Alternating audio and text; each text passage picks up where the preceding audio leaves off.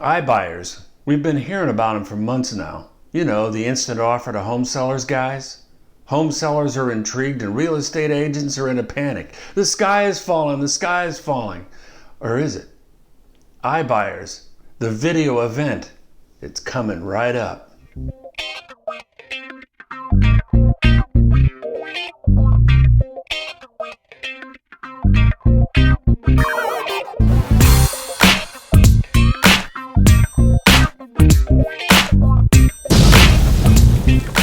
Welcome. I'm glad you're back. If this is your first time visiting, my name is Andy Elliott. I work with DeSelms Real Estate here in Williamson County, Tennessee, and we serve the Nashville area.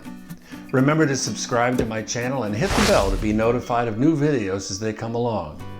Now be sure to watch to the very end. The wrap-up is critical.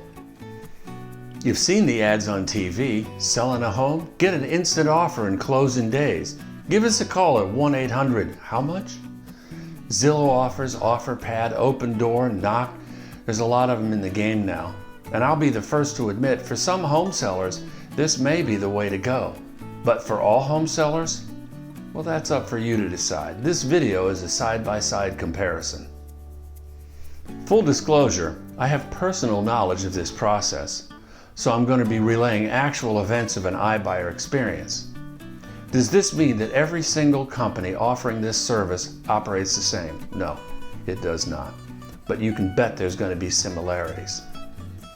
So let's define an iBuyer, an investor or a company that uses an AVM, that's automated valuation model, or computer-generated home values, to give instant offers. Once purchased, they turn around and sell the home for a profit. That statement alone should tell the whole story. But here's their pitch. Quick offer, fast closing, no repairs, no showings for days or weeks on end, and certainty. When timing is crucial, certainty is valuable. You can sell your current home and move on with your life. Easy peasy. On the face of it, this looks pretty compelling. In today's world, easy is king. But the fact is, easy doesn't usually come cheap. And let me interject. All of you know that I'm a realtor, so I can understand why you may think that I may be biased in favor of my profession. Well, what do you say we let the numbers do the talking? Here's my massive disclaimer. Every real estate transaction is different and commission rates are negotiable, but that does not mean that a company will negotiate rates. It could just walk away.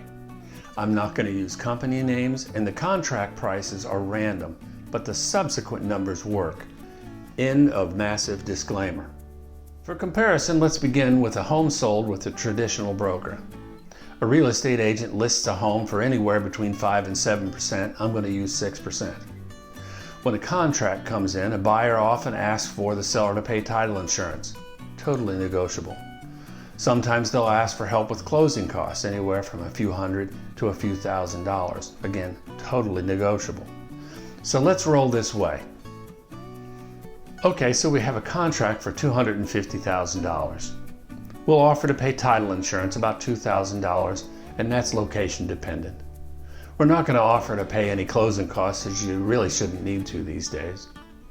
Then the buyer's going to have an inspection, and typically they're going to ask for some items to be fixed. And depending on the condition of your home, that can be a few hundred to a couple of $1,000s. Then there's the remaining professional fees, taxes, so forth and so on. And in this example, I have the seller owning the home outright to make the math easier. So here's the breakdown. The seller nets $230,000. And as you can see, I put $2,000 in for title and $1,000 for repair. So again, net $230,000. Now, let's look at an iBuyer offer. Remember, I have personal knowledge of this transaction. I'm not going to use a company name, and the contract price was changed to protect the innocent. Have I said that enough? A very well-known company made an iBuyer offer of $250,000.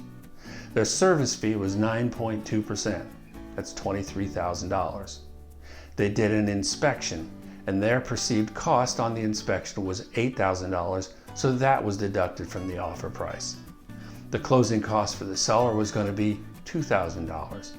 So the total transaction cost was $33,000, or a net of $217,000 from this particular iBuyer. But wait, there's more. If the seller wanted to have a representation, meaning an agent between them and the iBuyer, it would cost them 3% on top of everything else they were paying. So the net would go from $217,000 to $210,000. Usually when an agent prices a home with comps, there's going to be a range from low to high. Full disclosure, when iBuyer came in, it was absolutely at the low end. So here's the numbers. With a traditional broker, $230,000. With an iBuyer, it was $217,000 without an agent, $210,000 with an agent. That's the cost of convenience. So here's the wrap up. Like I said up front, iBuyers might be perfect for some situations. Let's say that you have a ton of work to do, no extra funds, time is short. iBuyers may be perfect for that.